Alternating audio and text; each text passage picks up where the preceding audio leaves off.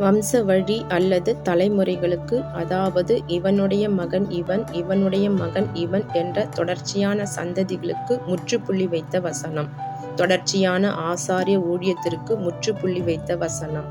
அதாவது தகப்பனுக்கு பிறகு மகன் என்பதை நிறுத்திய வசனம். இறுதி ஆசாரியன் சகரியா. தொடர்ச்சியான அபிஷேகத்திற்கு முற்றுப்புள்ளி வைத்த வசனம். ராஜாவின் மகன் அடுத்தது தன் தந்தையின் அபிஷேகத்தினால் ராஜாவாக அமர்வதை நிறுத்தி முற்றுப்புள்ளி வைத்த வசனம். தந்தையிடமிருந்து மகனுக்கு என்ற ஊழியத்தின் அபிஷேகத்திற்கு முற்றுப்புள்ளி வைத்த வசனம்.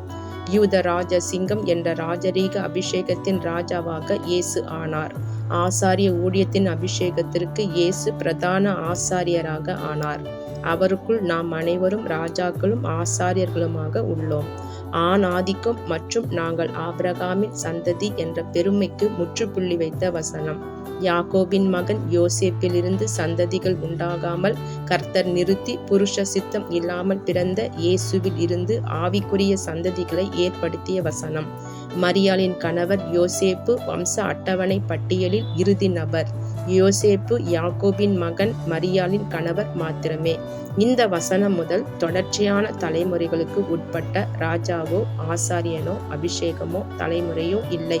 இந்த வசனம் முதல் எல்லாம் இயேசு கிறிஸ்துவுக்குள் இருந்து தோன்றுகின்றது.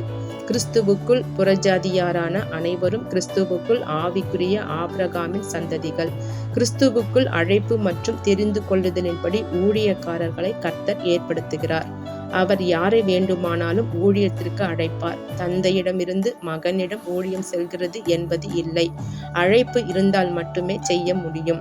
அபிஷேகம் தந்தையிடம் இருந்து அல்ல, நேரடியாக தேவனிடமிருந்து கொடுக்கப்படுகின்றது.